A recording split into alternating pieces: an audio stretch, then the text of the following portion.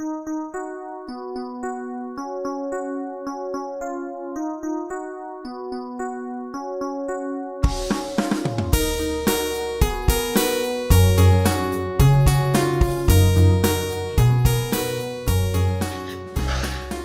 deuxième partie de ce cours sur les inclinations. On voit maintenant, en ce qui concerne l'activité dirigée vers l'acquisition d'un bien, le cas des êtres doués de connaissance. Chez eux, il y a toute une activité qui est régie par le déterminisme, comme le fonctionnement des organes, la synchronisation des membres dans la locomotion, etc. Et il y a par ailleurs des inclinations vers des biens connus par la connaissance soit sensible, soit intellectuelle. D'ailleurs, on a parlé de grande classe des êtres, on a d'abord parlé des plantes. Bon, il y a les minéraux, mais là, il n'y a pas de... Bon, on passe. Pas de direction vers une fin qui serait leur perfection. Bon, on peut peut-être étudier la chose de plus près, mais c'est pas fondamental dans notre étude. On a d'abord parlé des plantes, qui sont régies par le déterminisme, et maintenant on parle des animaux, des êtres doués de connaissance, en général. Donc il y a toute une activité régie par le déterminisme, comme la fonction des organes, toute la vie qu'on peut appeler végétative, qui correspond à la vie des plantes. Et il y a par ailleurs des inclinations vers des biens connus par la connaissance soit sensible, soit intellectuelle. Bon, on parle en gros, en détaillant, on pourrait se poser la question de savoir si les plantes ont une certaine forme de connaissance, comme l'arbre qui est le planté le long d'un mur, par exemple, et qui va diriger ses branches plutôt à l'opposé du mur. Bon, il fait ça parce qu'apparemment il sait, entre guillemets, qu'il a un mur à côté de lui et qu'il vaut mieux pas envoyer ses branches contre le mur. Mais disons que la connaissance, quand même, à proprement parler, commence avec les animaux. Nous commençons par les inclinations qui nous portent vers les biens connus par la connaissance sensible. On parle des êtres connaissants en général, dont l'homme, dont les animaux et l'homme. Et on parle d'abord des inclinations des êtres qui ont seulement la connaissance sensible, autrement dit les inclinations de la sensibilité, comme on l'a dit. Nous verrons ensuite ce qui est spécifique à l'homme. Bon, vous avez vu, on a vu que l'homme est un être spécifiquement différent des animaux. On a vu que c'était pas un animal un peu plus amélioré que les autres, un peu beaucoup, mais qu'il y a une barrière infranchissable avec cette intelligence qu'il possède. On l'a vu, donc vous voyez, un des points importants sur la connaissance, dans nos cours sur la connaissance. Et on l'a vu, si vous voulez y revenir, si vous voulez le voir plus précisément, revenez au cours, je ne sais plus lequel il faut retrouver, sur l'intelligence de l'homme en tant que déterminant d'une espèce vraiment différente des animaux. Enfin différente, disons une autre espèce que les animaux. Qui a l'homme, on verra, en commun la connaissance sensible avec les animaux et la vie végétative avec les plantes, mais qui a cette intelligence en propre à lui-même, qui en fait un être vraiment spécifiquement différent, avec une barrière infranchissable. C'est pas une progression insensible entre l'animal et l'homme, il y a une coupure avec cette intelligence, et on sait, on verra, par laquelle on a été créé à l'image de Dieu, et par laquelle aussi on a la liberté, spécifiquement la liberté en tant que, bon, on va le voir là, N'anticipons pas. Donc, qu'en est-il donc des inclinations de la sensibilité? La question plus précise est, cette inclination est-elle soumise au déterminisme chez les animaux comme chez les êtres sans connaissance, ou bien y a-t-il un choix possible?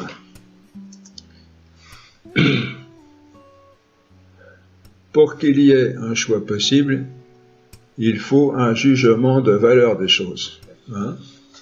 Parce que si je choisis une chose plutôt qu'une autre, c'est qu'il y a une différence, et cette différence doit être selon le bien, selon qu'il s'agit d'un bien plus ou moins grand, d'une valeur plus ou moins grande pour moi. Par exemple, pour que je choisisse cette voiture plutôt que cette autre, il faut que j'aie discerné une différence de valeur qui va me faire choisir celle-ci plutôt que l'autre. Bon, il y a aussi des considérations économiques. Si j'ai pas beaucoup de sous, j'aimerais bien l'autre, mais je peux pas l'acheter, donc je choisis la moins bonne. Mais... Vous voyez ce qu'on veut dire en règle générale. Si j'ai les moyens d'acheter la voiture que je veux, je vais plutôt acheter une qui aura la plus grande valeur. Bon, pas forcément absolument parlant, mais relativement à moi, à mes besoins. Or, la valeur d'une chose n'est ni une couleur, ni un son, ni une forme, ni un mouvement, etc. Toute chose que l'on peut saisir avec les sens. La valeur d'une chose, c'est quelque chose d'immatériel et seule l'intelligence saisit l'immatériel. L'animal est pour ainsi dire aveugle sous ce rapport, il ne saisit rien d'autre que le sensible et le particulier. Pour choisir, il faut porter un jugement de valeur entre deux choses, et cela, seule l'intelligence peut le faire. Et puis, une valeur est du domaine de l'être, car une valeur, c'est en quelque sorte une certaine intensité de l'être. Et l'être est l'objet de l'intelligence, comme la couleur est l'objet de la vue. Donc, pour saisir une valeur, il faut avoir l'intelligence, et sans intelligence, on ne peut pas avoir la valeur des choses, et donc faire de choix libres. On arrive à la même conclusion avec la notion de raison. Si je choisis une chose plutôt qu'une autre, c'est qu'il y a une raison. Ouais. Et seule l'intelligence est capable de saisir la raison des choses, car on sait en métaphysique que la raison, c'est l'essence. On l'a vu, en fait, c'est la nature, ce qu'on a vu au cours 3 de cette année. On en reparle. Comment alors l'animal peut-il savoir ce qui est bon ou non pour lui? Eh bien, cela lui est donné, vous savez, avec sa nature dans ce qu'on appelle l'instinct. L'instinct, qu'est-ce que c'est? C'est une inclination pré-réglée, si on peut dire, pré-programmée, qui pousse l'animal à faire ce qui lui convient selon sa nature. Et ainsi, l'animal est aussi soumis au déterminisme, en sorte que l'on peut prévoir assez bien ce qu'il va faire dans telle ou telle circonstance.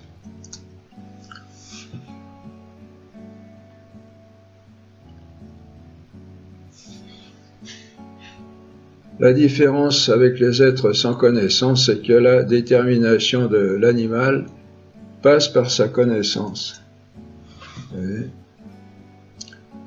Et à ce point de vue, l'animal doit avoir une sorte de jugement, voyez, par lequel il compare ce qu'il voit avec ce qu'il a de déterminé dans son instinct. Il voit par là si cela lui convient ou non, ce qui est tout de même quelque chose de nettement supérieur à l'être inerte. Et donc, si l'animal est soumis au déterminisme, comme l'être inerte, pardon, on pourrait plutôt dire comme l'être vivant, là, oui, j'ai dû faire une faute.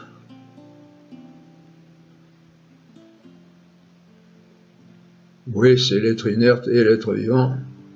Si l'animal est soumis au déterminisme comme l'être inerte ou l'être vivant, c'est tout de même chez l'animal un déterminisme de nature supérieure. Hein. La plante, par exemple, elle ne choisit pas selon une certaine connaissance. Bon, on peut dire qu'elle a une connaissance par rapport à la lumière, elle a une réaction, il faudrait plutôt dire une réaction physique. Il n'y a pas une connaissance proprement dit. Bon, si on veut dire qu'il y a une connaissance quand même, une certaine connaissance chez la plante, disons que la connaissance de l'animal est quand même d'une qualité supérieure. Hein.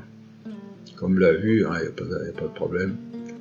C'est vraiment la réalité qui nous entre dedans, alors que chez la réalité au point de vue sensible. Hein. Alors, ce déterminisme tient chez l'animal une sorte de milieu entre le déterminisme de faible degré de l'être inerte et la liberté de l'homme, en sorte qu'ils tiennent des deux. Il a une ressemblance de liberté, car son déterminisme peut être d'une grande perfection, comme chez les animaux supérieurs. Et c'est pourquoi des gens de faible intelligence croient que l'animal est libre comme l'homme. Mais l'animal est tout de même soumis au déterminisme, en ce que ce n'est pas lui qui choisit, mais son instinct, sa nature, parce qu'il n'a pas l'intelligence qui lui permettrait de saisir l'être et les valeurs des choses. Hein? On sait qu'un animal, dans la plupart des cas, dans les mêmes circonstances, il va choisir les mêmes choses. Hein? Il n'y a pas de... On retrouve d'ailleurs en partie chez l'homme ce déterminisme au niveau de sa sensibilité, parce que l'homme a tout un côté animal. Hein? On se souvient de sa définition à l'homme. L'homme est un animal doué de raison. On a toutes les fonctions de l'animal. Croissance, reproduction, nourriture. Et l'intelligence en plus, qu'on a vu largement dans les cours sur la connaissance. Le pouvoir de choisir ne peut apparaître que là où il y a l'intelligence, parce que pour choisir, il faut voir la valeur des choses, la raison des choses, comme on l'a dit, pour voir ce qui est plus ou moins bon, ce qui revient à saisir l'être, et saisir l'être est le propre de l'intelligence.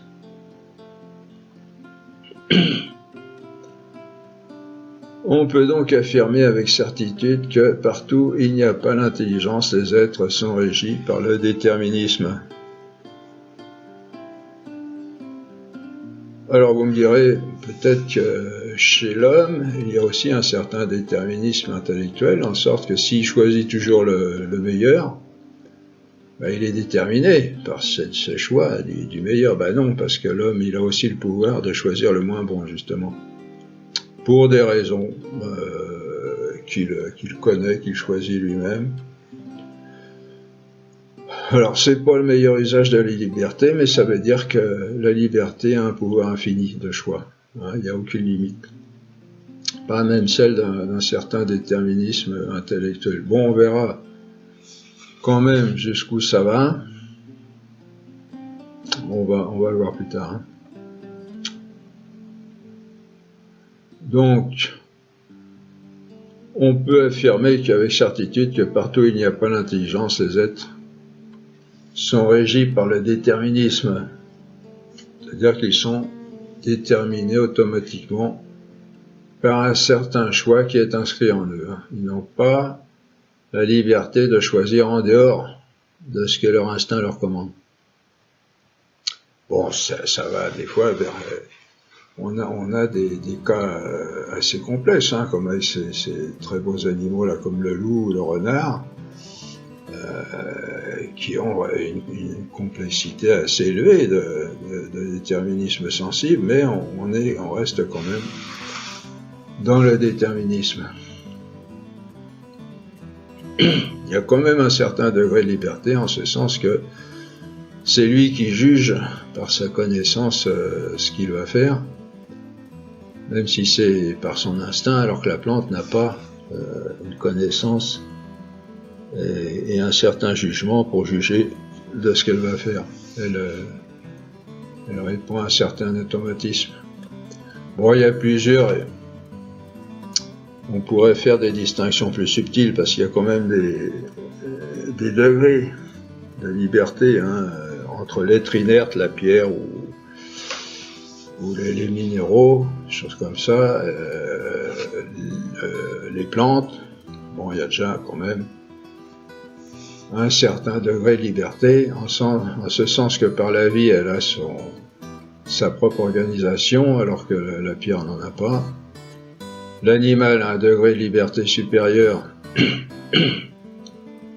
en ce sens qu'il a une connaissance, qu'il juge des choses à faire par sa connaissance, que n'a pas la plante. Et puis l'homme, par-dessus tout ça, il a le plein jugement des valeurs, des raisons des choses, pour pouvoir juger et choisir en toute connaissance de cause.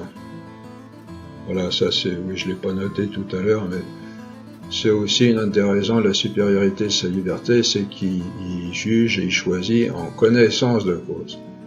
Il sait ce qu'il fait quand il choisit, alors que l'animal, il ne le sait pas, il obéit à son instinct.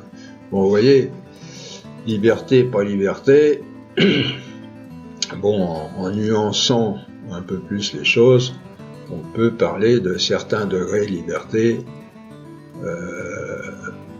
avec les niveaux des grandes classes des êtres, êtres inertes, animaux, êtres vivants, animaux et l'homme. Et on verra que chez Dieu, il y a vraiment la liberté totale, complète, absolue. Un être, il est souverainement libre parce qu'il a tous les pouvoirs. Nous, on en reparlera, mais on a la liberté intérieure, la liberté de choix, par laquelle on peut choisir en nous-mêmes absolument tout ce qu'on veut, même contre la raison, mais on n'a pas toujours, même pas souvent, on pourrait dire, le pouvoir de le faire, de le mettre à exécution, alors que Dieu, il a tous ses pouvoirs. Donc c'est le degré de liberté maximum. Il est vraiment libre, complètement libre de faire tout ce qu'il veut. Nous, on est libre de faire tout ce qu'on veut, mais au niveau de la décision seulement, au niveau de la conception et de la décision, mais pas souvent au niveau de la réalisation. Vous voyez.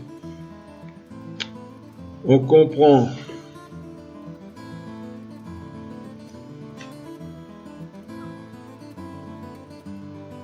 par conséquent qu'il ne peut y avoir de liberté que là où il y a l'intelligence, car la liberté est un pouvoir de choisir, un pouvoir de choix. L'être qui ne peut pas choisir lui-même, qui est déterminé soit par sa nature, comme les êtres sans connaissance ou avec connaissance sensible, soit par quelque chose d'extérieur, comme chez ceux qui ont une intelligence, n'est pas libre. Par exemple, un homme incarcéré n'est pas libre sous le rapport de la locomotion, parce qu'il ne peut pas aller où il veut, il ne peut pas choisir d'aller où il veut. Il est libre dans sa nature, comme on disait tout à l'heure, dans sa liberté de choix, mais il n'est pas libre dans ses mouvements. Les animaux, donc, n'ayant pas d'intelligence, ne sont pas libres. Ils ne choisissent pas eux-mêmes ce qui leur convient, mais ils y sont poussés par leur nature, par leur instinct. On dira, non, on voit les animaux faire des choix. Par exemple, mettez un pain et un gigot devant un chien et vous le verrez se précipiter vers le gigot, en principe.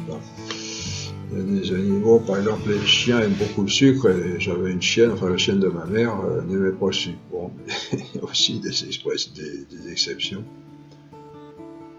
Mais en fait, le chien est déterminé dans sa nature de carnivore à préférer la viande au pain. il est régi par le déterminisme de sa nature. Il n'a pas la liberté de choisir.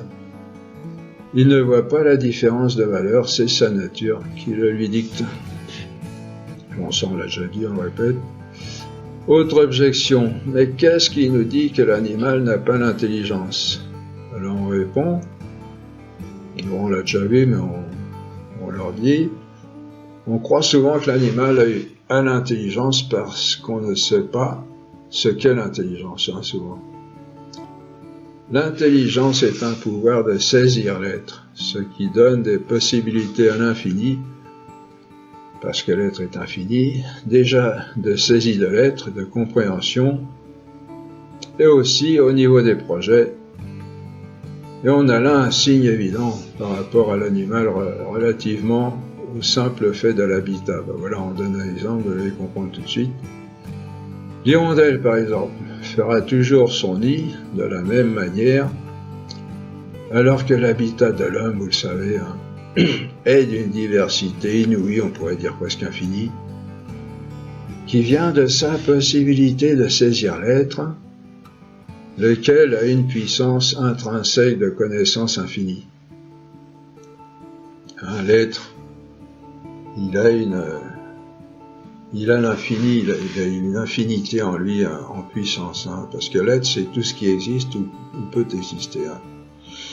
Et donc, vous pouvez parcourir le monde et voir toutes les sortes d'habitats, déjà les différences d'après les divers climats, les divers peuples, les diverses cultures, et puis aussi, même dans chaque culture, dans chaque peuple, tous les villages, et dans chaque village, tous les habitants, et puis les intérieurs de maisons aussi, la décoration des intérieurs de maisons, hein, les décorations uniquement pour le plaisir de la vue, uniquement pour être heureux dans la beauté, dans une certaine forme de beauté, ce que n'a pas l'animal. L'animal, il va seulement construire en vue de l'utilité, et c'est souvent très rudimentaire, hein. Vous savez, hein, même un nid, même les plus beaux nids, ben, c'est quand même assez rudimentaire, ça sert juste à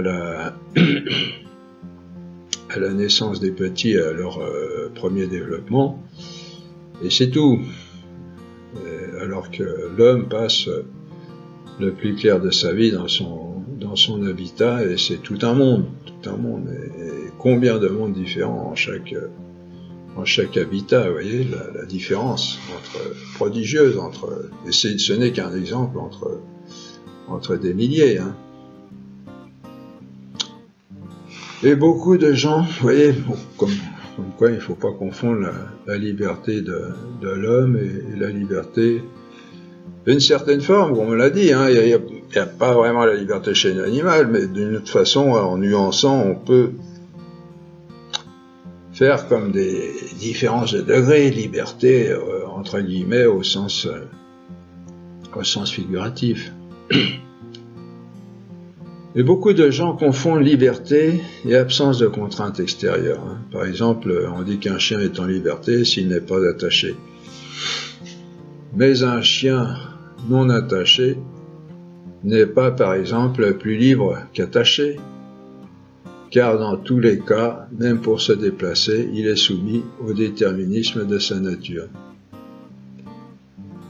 La liberté est cette capacité de choisir au-dedans de nous. Une contrainte extérieure peut l'empêcher de passer à l'acte, à la réalisation. Elle n'enlève pas la liberté elle-même. La liberté intérieure, cette faculté de choisir, de décider ce qu'on veut. Vous voyez ? L'homme a la liberté de choisir, même si on lui supprime son indépendance extérieure. On a un très bel exemple dans le Christ cloué sur la croix, y exerçant sa liberté de façon souveraine, en sauvant le monde par son amour, alors que ses ennemis croyaient l'avoir complètement réduit à l'impuissance, hein, comme on le disait tout à l'heure. Les ennemis, ils s'en dépassent, débarrassés, on l'a cloué, il ne peut plus bouger. Et en fait, c'est là que s'accomplissait notre délivrance de l'esclavage du péché et du démon. Du fait que l'homme est un animal raisonnable, on retrouve chez lui les deux aspects, le côté animal avec la sensibilité et son côté spécifique avec l'intelligence, la raison. Les inclinations sont du même ordre. On trouvera en lui des inclinations animales, sensibles, comme les passions, les sentiments, ainsi qu'on va le voir, et les inclinations propres à l'homme avec la volonté. Hein? Vous le savez, dans le langage courant, on fait la différence entre un désir et une volonté. Hein? Ça, c'est assez bien connu. Un désir, un désir de envie, on pourrait même dire envie de manger une glace à la fraise, et puis volonté de bien travailler pour l'étudiant, bien travailler à l'université la première année, parce que il va y avoir des concours, etc. Les sentiments et les passions en l'homme, étant des inclinations de la sensibilité, sont donc régis par le déterminisme. Les sentiments et les passions.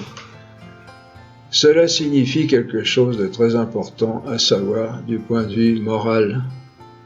C'est que si les mouvements en nous qui proviennent de la sensibilité sont régis par le déterminisme, nous ne sommes pas responsables de leur premier mouvement, de leur naissance en nous. C'est très important ça.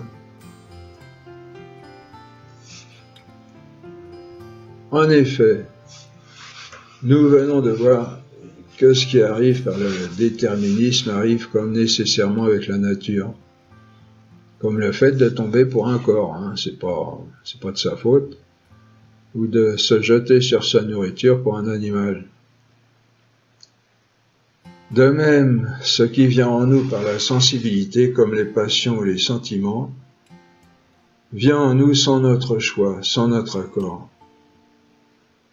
Nous n'avons pas le choix de ce que nous ressentons ou non, de nos passions, de nos sentiments. Vous voyez, un jeune qui tombe amoureux d'une jeune fille, c'est pas lui qui commande, hein.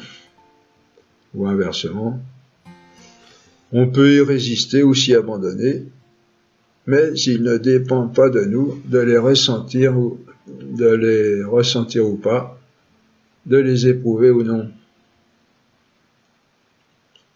On va voir plus loin, plus en détail, ce que sont les passions et les sentiments. Pour l'instant, on en parle de façon générale. Il n'y a donc aucune responsabilité à ressentir ou non quelque chose au niveau de la sensibilité. Vous voyez, vous voyez l'intérêt de ces études-là, parce que vous le voyez un petit peu, mais on en reparlera, parce qu'on peut tomber dans des dépressions pas possibles en se responsabilisant par rapport à des choses dont on n'est pas responsable. Hein? Alors on en est responsable en tant qu'on a le pouvoir de choix, la liberté, on va en parler, hein, mais on n'est pas responsable des premiers mouvements de la sensibilité qui sont régis par le déterminisme.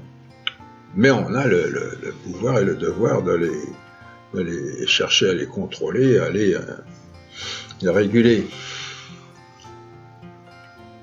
La responsabilité, voilà, on commence à le dire là, commence à partir du moment où on se laisse entraîner par sa passion, hein, à atteindre ce qu'elle nous fait désirer ou non, c'est-à-dire à partir du moment où ma liberté de choix est engagée. Voilà, on peut penser aux gens qui ont des passions qu'on pourrait qualifier d'inhumaines, hein, comme je cite l'homosexualité, il n'y a pas de problème, pour moi c'est quelque chose, il n'y a pas pour moi, c'est dans la nature, on va peut-être pas attaquer ce problème-là, mais la nature est faite de telle manière que l'homosexualité est contre nature, puisque les gens ne sont pas faits pour ça. Bon, on donne un autre exemple. Alors on a des mouvements comme ça. Vous voyez, si on ne fait pas la différence entre des mouvements, parce qu'en plus, des mouvements de la passion, de la nature en tant que nature comme elle a été faite au départ, il y a eu cette introduction du péché qui a faussé ces mouvements de la sensibilité et qui les a fait dévier vers des buts inavouables. Souvent, vous avez aussi des gens qui ont dit qu'il avait une passion de mort, une passion de tuer, vous voyez, et qui pensaient devoir y obéir, alors que ces premiers mouvements doivent être soumis à notre liberté de choix et à nos décisions. Bon, on donne un exemple, là, je sors dans la rue et je vois un homme à terre dans une mare de sang. Il vient d'être renversé par une voiture. La vue du sang peut provoquer en moi une réaction très vive, ou bien une réaction modérée. Je ne suis pas responsable de ce que je ressens. Par contre, je le suis si je me détourne en fuyant, à cause de cela, de mon devoir de porter secours à mon prochain, ou si je viens à son aide. Hein? Vous voyez, premier mouvement, soit je suis horrifié quand je vois du sang, donc je cède à cette répugnance et je prends mes jambes à mon cou et je fiche le camp, ou alors bon, ça c'est le premier mouvement, et j'obéis à ce premier mouvement. Soit j'ai cette répugnance, mais je la surmonte et ma raison m'a dit il faut porter secours à cet homme et essaye de surmonter cette répugnance et va essayer de l'aider. Par exemple, tirer, si il y a une route à grande circulation, le retirer de la circulation pour éviter qu'il soit encore plus blessé. On peut ajouter que le mérite sera d'autant plus grand si je le fais en luttant contre une répulsion naturelle. Hein, vous voyez ?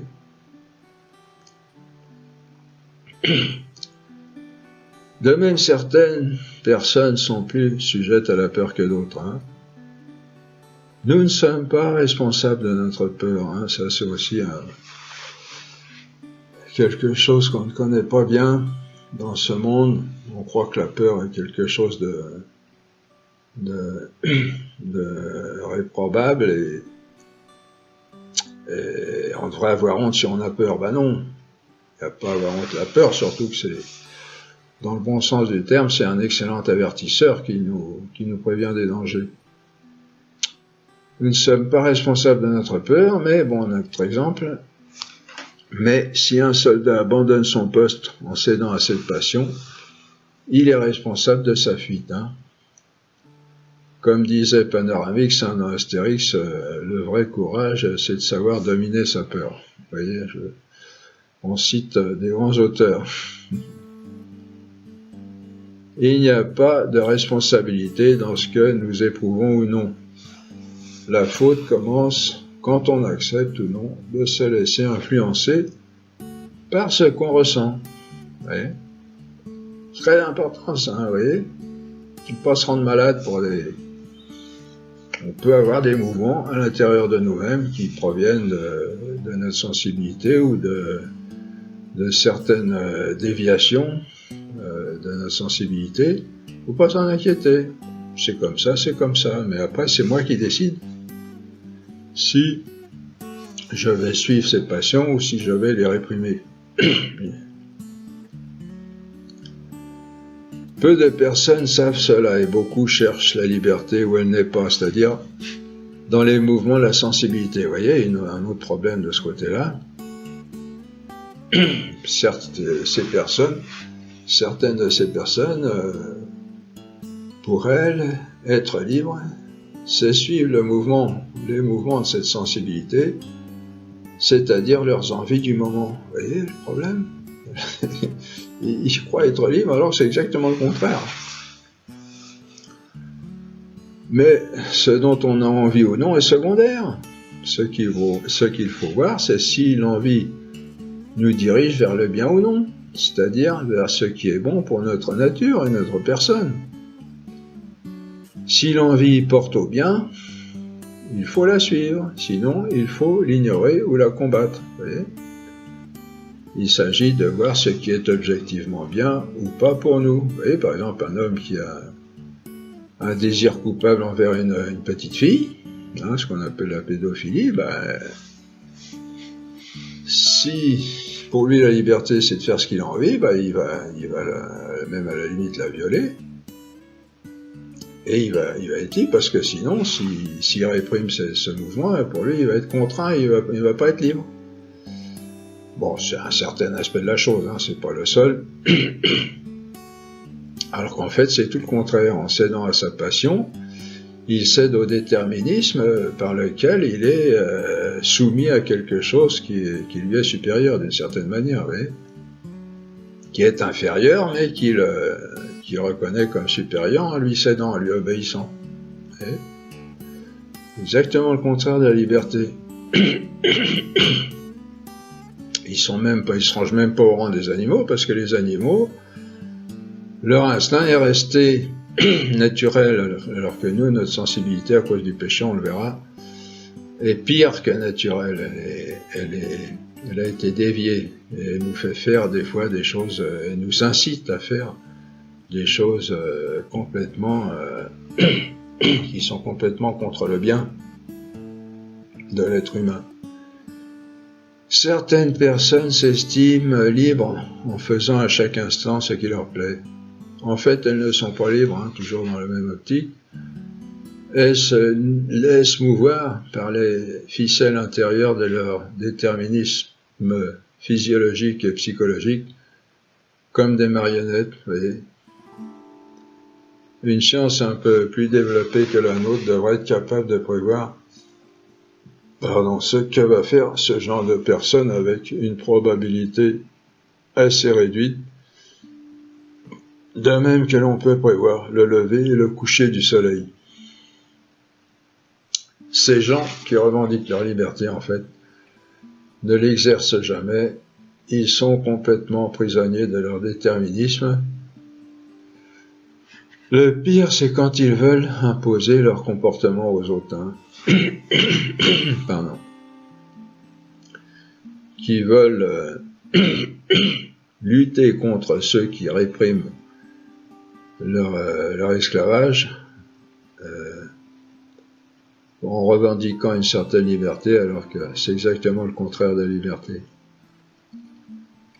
Les inclinations de la sensibilité sont donc régies, elles aussi, par le déterminisme, et il n'y a là aucune liberté, bien que ce déterminisme soit d'une nature supérieure, comme on l'a vu.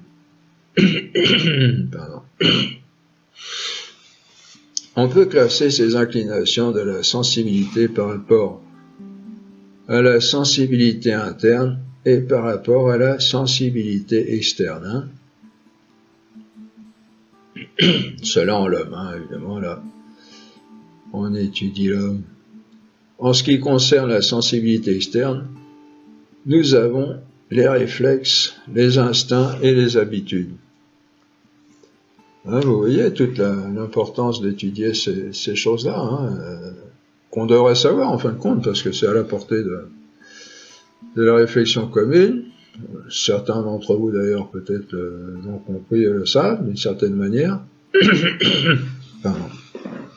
Mais c'est pas su, je dirais même c'est de moins en moins su, en ce sens qu'on proclame la liberté justement au niveau du relâchement de ces choses-là. Alors les réflexes, ce sont des réactions automatiques et très vives provoquées par une sensation. Par exemple, une personne voit arriver sur elle un projectile. Cela déclenche en elle une réaction qui la fait automatiquement s'écarter de la trajectoire du projectile. Nous connaissons dans ce genre les réflexes conditionnels, mis en expérience par l'expérience du physiologiste Pavlov, hein, vous connaissez, Les chiens, on le sait, sont de nature portés sur la viande. Pavlov montre de la viande à un chien, ce qui le fait saliver. Il fait sonner en même temps une cloche. Il répète l'expérience un certain nombre de fois, puis fait seulement sonner la cloche sans montrer de viande. Le chien continue de saliver à chaque fois. C'est ce qu'on appelle un réflexe conditionné, régi aussi par le déterminisme. Deuxièmement, l'instinct, dont on a parlé. Nous connaissons bien, c'est quelque chose de moins vif que les réflexes, d'intégrer à la nature et qui permet à l'être qui en a un de réagir correctement, c'est-à-dire selon sa nature dans toutes les situations où il peut se trouver. C'est ce qui dit au lapin quelles herbes il faut manger et quelles autres il ne faut pas, à l'agneau qu'il faut fuir le loup, au faon comment il doit marcher quand il vient de naître, et qu'il doit téter sa maman, à l'ours qu'il doit hiberner à une certaine époque. C'est extraordinaire ça. Entre parenthèses, l'ours il sait qu'il doit hiberner et il se remplit de provisions, et il grossit énormément avant d'entrer en hibernation, comme la marmotte aussi d'ailleurs. C'est ce qui permet à la plupart des animaux. Comment? Non, pardon, oui. C'est ce qui dit cet instinct, pour finir, à la plupart des animaux, comment ils doivent se reproduire et à quel moment, etc. Personne ne leur a jamais appris à s'accoupler au loup, à s'accoupler à la louve. Ça se fait naturellement par l'instinct. Ça paraît idiot ce qu'on dit là, mais c'est pas évident. Tout ça, c'est déterminé en nous, chez les animaux, comme déterminé par l'instinct qui est inscrit dans la nature. L'homme aussi a un instinct du fait qu'il a un côté animal en lui, mais qui doit être régi par la raison. L'animal, c'est l'instinct qui commande tout en lui. L'animal n'a aucune initiative par rapport à son instinct, alors que l'homme, heureusement d'ailleurs, puisqu'il n'a rien d'autre, l'animal. Alors que l'homme doit le gérer avec sa raison, parce que sa raison est supérieure. Et donc, comme on le disait, les mouvements de l'instinct ne dépendent pas de l'homme, mais ils doivent être contrôlés, régis par la raison, laquelle doit donc être bien formée pour bien régir et contrôler. De même aussi son autre faculté supérieure, qui est la volonté. On en reparle. Vous voyez ? L'importance, vous voyez, une des importances de la connaissance, de la formation de la raison, qui est l'intelligence, en fin de compte. La raison, c'est l'intelligence en exercice. Par exemple, dans un état fiévreux, je peux avoir très soif et envie d'un grand verre d'eau glacée, mais avec ma raison, je comprends que ça pourrait me faire plus de mal que de bien, et je choisis plutôt un grand bol de tisane chaude qui sera moins agréable, mais plus bénéfique, c'est-à-dire qui représentera un bien, alors que l'eau glacée aurait pu représenter un mal. Vous voyez ? L'animal, il a tout ça inscrit en lui, il n'a pas à réfléchir, il sait ce qu'il doit faire dans les diverses circonstances. Chez nous, c'est inscrit aussi, mais c'est moins fort, c'est laissé à la discrétion, si on peut dire, de notre raison, de notre intelligence, de notre liberté, qui a sa racine dans l'intelligence, parce que chez nous, c'est la raison qui doit dominer, qui doit diriger. Troisièmement, on a au niveau de la sensibilité les habitudes. On compte en troisième lieu parmi ces inclinations de la sensibilité externe les habitudes. Ce sont des automatismes, ceux-ci, acquis par la répétition. Il y en a des bonnes et aussi de mauvaises. Il y a une foule de choses que l'on fait par habitude dans notre vie courante, comme de se déplacer dans sa maison, de couper du pain, de fermer la porte. Et c'est bien qu'il y en ait, car ainsi il n'y a pas à réfléchir à chaque fois sur ce qu'on doit faire et comment on le doit faire dans les détails de notre vie courante. Ça nous facilite la vie. Elles sont utiles en ce qu'elles dégagent les habitudes, notre esprit d'une foule de réflexions, mais peuvent aussi présenter des inconvénients en désactivant par exemple à l'excès notre attention, notre intérêt, et nous faire tomber dans la déprime. Faut faire attention à ça aussi. On pourra en reparler. Voilà en ce qui concerne la sensibilité externe. Voyons maintenant la sensibilité interne. Alors, je regarde quelque chose.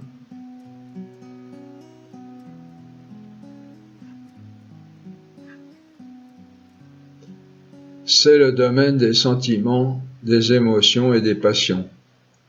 Ça fait un peu scolaire ce qu'on dit là, mais c'est très utile, vous le voyez, et puis on va continuer de le voir. Très très utile pour notre vie, déjà naturelle et aussi spirituelle. Alors, quelle différence y a-t-il entre une émotion et une passion ?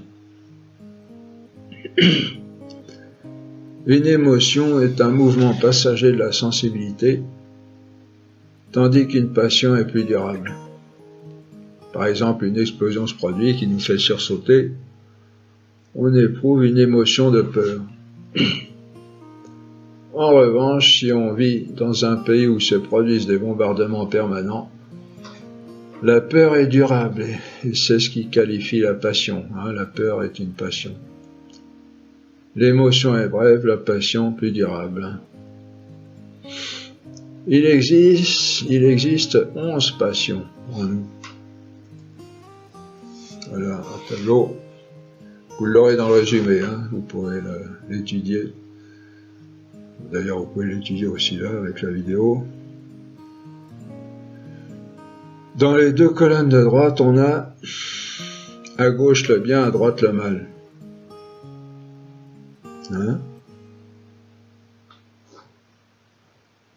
À gauche, de haut en bas, amour, plaisir ou joie, désir, vide, espoir, désespoir. À droite, haine, douleur ou souffrance, répulsion, colère, audace, peur. Dans les 3 premières lignes, nous avons les passions qui portent vers un bien ou détournent d'un mal. C'est ce qu'on appelle en latin l'appetitus concupiscibilis, qui a donné en français la concupiscence. C'est le domaine du concupiscible, c'est-à-dire des inclinations simples, sensibles. Dans les 3 dernières lignes, on a l'appetitus irascibilis, qui a dans sa racine ira, qui veut dire en latin colère. C'est le domaine de l'irascible, c'est-à-dire des passions qui apparaissent quand il y a un obstacle à surmonter, ou si on veut, des inclinations plus fortes. On explique ces différentes passions fondamentales. Le cas le plus simple, c'est un mouvement de la sensibilité qui porte vers un bien. Par exemple, on vous présente des fraises, vous en raffolez, vous ressentez en vous une attirance qui vous porte vers ces fruits, et c'est ce qu'on appelle l'amour. C'est un certain amour, j'aime les fraises. C'est l'amour sensible, bien entendu, un amour inférieur. C'est une passion qui porte vers un bien sensible. On a la même réaction chez un chien devant du sucre, en général. Une fois cette attirance née en nous, nous avons 2 possibilités. Soit le bien, l'objet est présent et alors l'attirance mène à son but et il s'ensuit un plaisir ou une joie. Soit le bien est absent et il en résulte un désir. S'il s'agit d'un mal, la passion correspondante à l'amour est la haine du mal. Et avec la même distinction que ci-dessus, on a si le mal est présent, la douleur ou la souffrance, s'il est absent, on n'a pas envie qu'il soit présent, et il se produit en nous une répulsion ou une aversion. Bon, là vous avez peut-être des objections, on ne fait pas la distinction entre le bien apparent et le bien réel, et le mal apparent et le mal réel. Hein. Bon, on suppose que le bien et le mal sont réels. On abrège, hein, vous pourrez y réfléchir par vous-même par la suite pour pas trop étendre ce cours.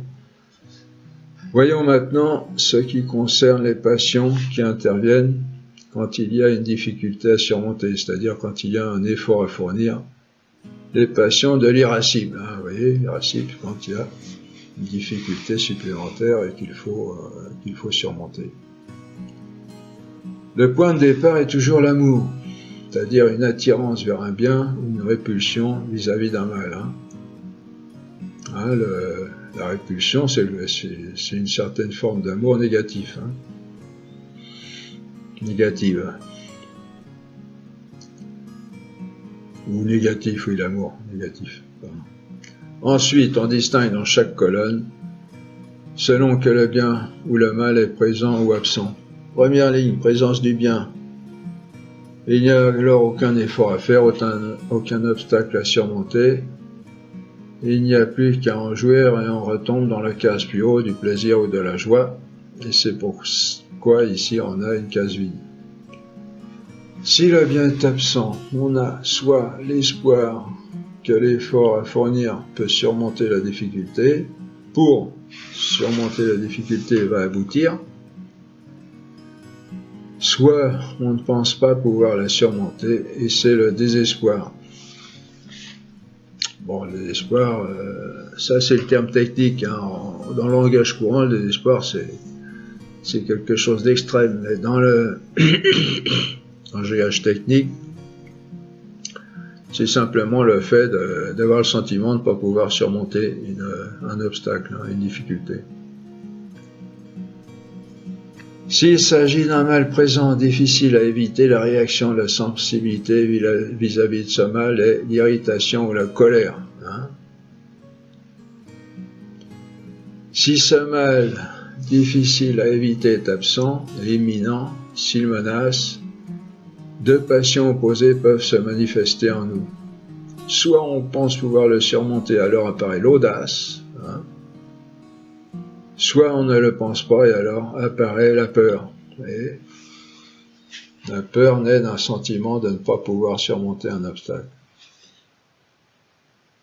Telles sont donc les 11 passions fondamentales, 6 dans le concupiscible et 5 dans l'irascible.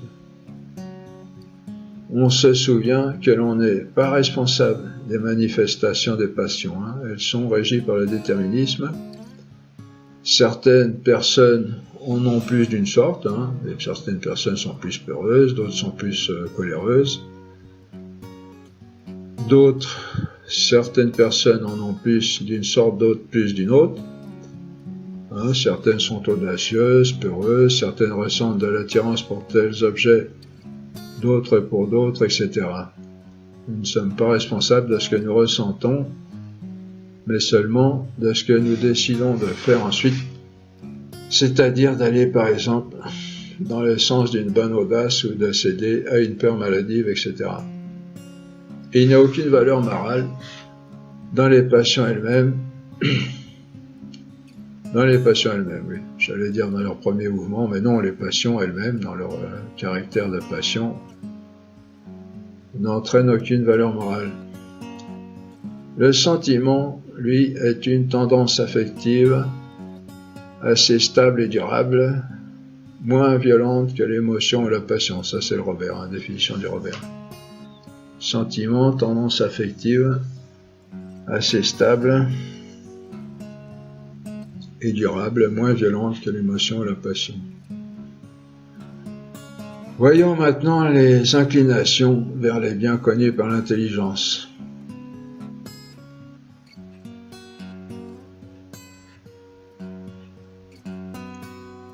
L'intelligence connaît un être et est capable d'en apprécier la valeur de juger si c'est un bien ou un mal pour l'être qui en est doté,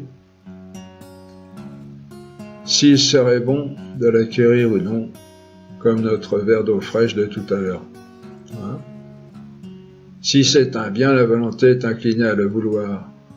L'inclination, donc, au niveau de l'intelligence de notre faculté supérieure s'appelle la volonté. Hein? Voyons de quelle nature est la volonté.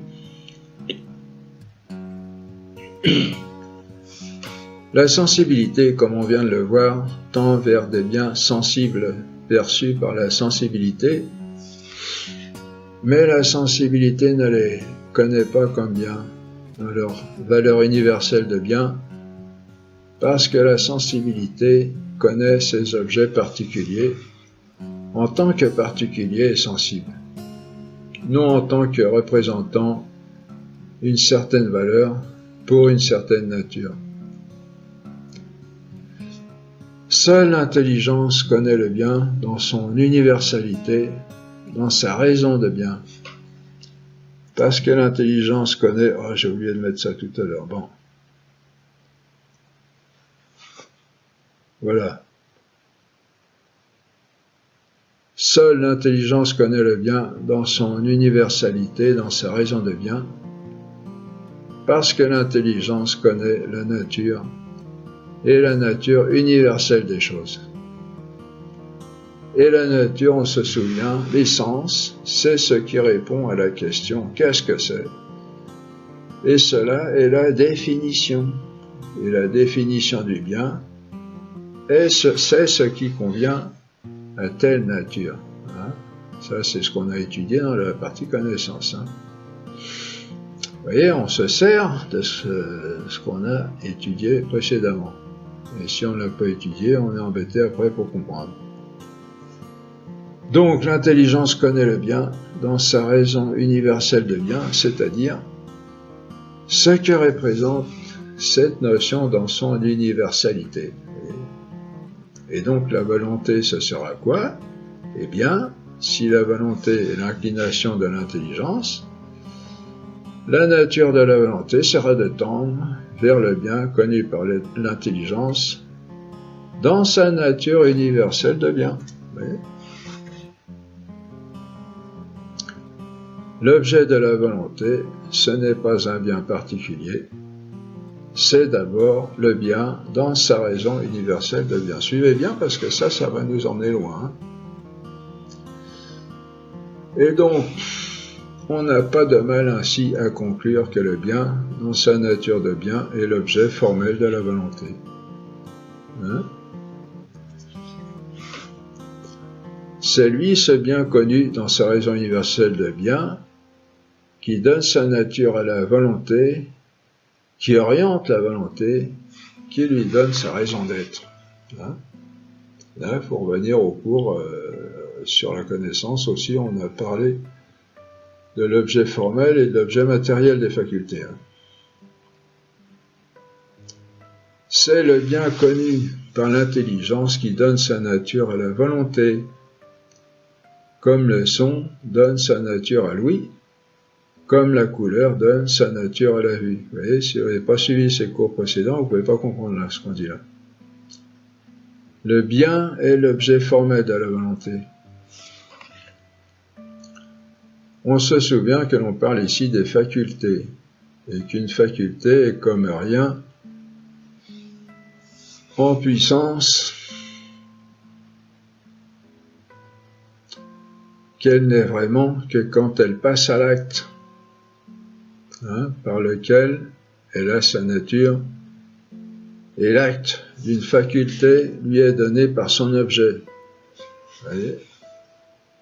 Je ne reviens pas dessus, hein, on a étudié ça déjà, c'est simplement un rappel. Par exemple, on se souvient que ce qui donne sa nature à une connaissance, c'est l'objet de connaissance. Très profond ce que je dis là, qu'on a vu déjà. Hein. Si vous en souvenez, si vous avez travaillé aussi, parce que c'est pas seulement une affaire de connaissance, ce sont des notions très profondes qui peuvent nous emmener loin, mais qu'il faut prendre la peine de travailler pour gravir ces échelons. Donc c'est le bien, dans sa raison universelle de bien, qui donne sa nature à la volonté, qui lui donne d'être ce qu'elle est. Vous comprenez un petit peu que la volonté, n'importe quelle puissance, une puissance n'est rien quand elle n'est pas... Je vous aide quand même un peu là. La puissance en elle-même n'est rien. Une puissance, c'est une possibilité. Une possibilité, tant qu'elle n'est pas passée à l'acte, elle est comme rien. Je vous donne un exemple. Par exemple, mettons que personne n'ait jamais parlé sur la Terre, aucun homme n'a jamais parlé, on a la possibilité de parler. Mais tant qu'on n'a pas parlé, on ne peut pas savoir ce que c'est. Voilà, vous comprenez? Et quand une personne va parler, alors là, on va mieux voir ce que c'est, parce que la faculté va passer à l'acte.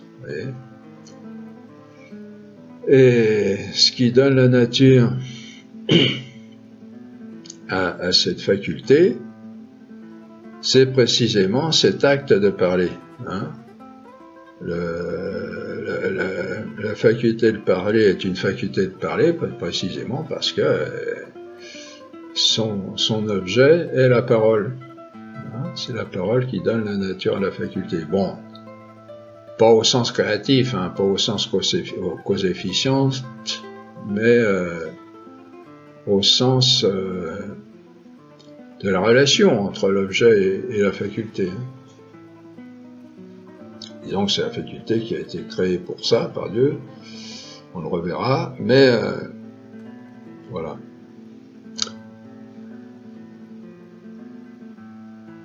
Du fait que la faculté est une puissance, ce qui lui donne sa nature, à la faculté, c'est son objet, par lequel elle va passer à l'acte, par lequel elle va être plus ou moins pleinement ce qu'elle est. Bon, c'est métaphysique, c'est assez corsé. Pour ceux qui suivent, c'est très intéressant parce que ça va nous emmener justement dans ce qu'on a étudié et qui est très utile pour notre vie humaine. Donc, c'est le bien qui donne sa nature à la volonté, qui lui donne d'être ce qu'elle est. Or, si l'objet de la volonté lui est fourni par l'intelligence, cela entraîne que la volonté a une amplitude infinie comme l'intelligence. Vous voyez ? En effet, de même que l'intelligence a une amplitude infinie grâce à son objet qui est l'être, qui a lui-même une amplitude infinie, est en puissance de connaissance, l'intelligence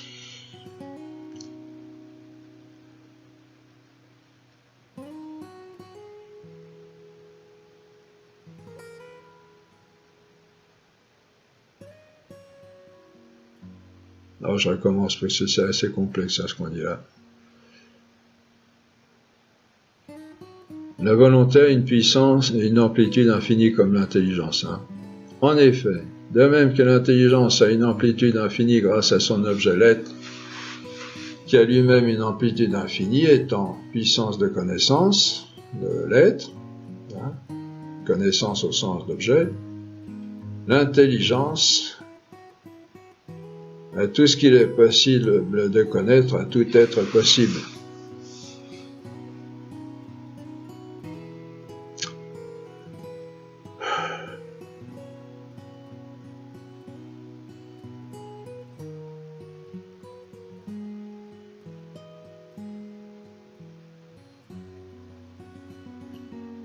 De même, comme l'objet de la volonté est le bien, et que le bien n'est autre que l'être sous la raison d'être désirable, ainsi la volonté a une amplitude infinie, comme l'être et comme l'intelligence, sur tous les biens qu'il est possible d'acquérir, biens qui lui sont présentés par l'intelligence. Vous voyez ? Pourquoi ? Bon, en gros, si vous voulez, pourquoi l'intelligence a une amplitude infinie ? Parce que son objet est l'être qui a une amplitude infinie. L'être, je rappelle, c'est tout ce qui est et qui peut être. Tout être en acte, tout être en puissance. Eh ben, c'est pas dur à comprendre, puisque la volonté, en fin de compte, tout bêtement, la volonté, c'est l'inclination au niveau de l'intelligence. Donc, et elles ont le même objet, la volonté et l'intelligence. Et donc, la volonté a aussi une amplitude infinie du fait que son objet est le même objet que celui de l'intelligence.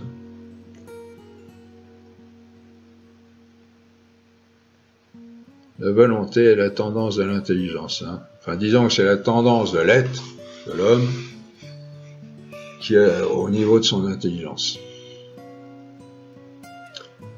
La volonté, de ce fait, désire l'être infini, qui est bien infini pour elle. Bien infini pour elle, c'est son objet propre. Peu importe pour l'instant quel est cet être, le fait est qu'elle est faite pour lui. Vous voyez ? C'est pour dire ça que la volonté est faite pour l'être infini, qui est pour elle bien infini. Or, l'objet de l'intelligence, l'être, est pour elle, l'intelligence, qui est une faculté de connaissance, la vérité. L'être est pour l'intelligence la vérité. L'être est la vérité pour l'intelligence, c'est comme son objet est l'être infini, de là est que son objet est la vérité infinie. Vous voyez ? L'objet de l'intelligence est la vérité infinie. Et si la volonté est la tendance de l'intelligence, et a le même objet comme bien, on comprend, comme ces deux facultés sont les plus grandes dans l'homme, que le plus grand bien pour l'homme est la vérité infinie, qui est la sagesse, et on aperçoit là, au loin, la sagesse éternelle.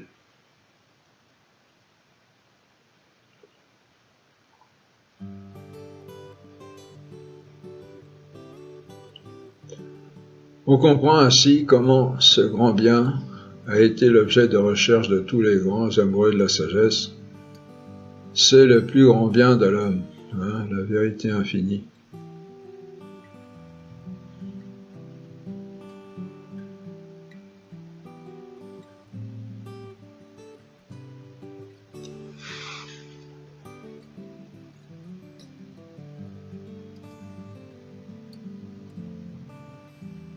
Je répète, ça c'est assez corsé. Et si la volonté est la tendance de l'intelligence, et a le même objet comme bien, on comprend, comme ces deux facultés sont les plus grandes dans l'homme, que le plus grand bien pour l'homme est la vérité infinie, qui est la sagesse. Le plus grand bien pour l'homme est la vérité infinie, qui est la sagesse, très profond ce que je dis là. Et on aperçoit là au loin la sagesse éternelle. Et on comprend, on répète, on comprend ainsi comment ce grand bien a été l'objet de tous les grands amoureux de la sagesse. C'est le plus grand bien de l'homme. Voilà, bon, ça vous apparaît peut-être pas en pleine lumière pour l'instant, mais ça va, je pense, ça va s'éclaircir avec le temps. Voilà, fin de cette deuxième partie. Rendez-vous pour la troisième partie bientôt. Au revoir, à bientôt.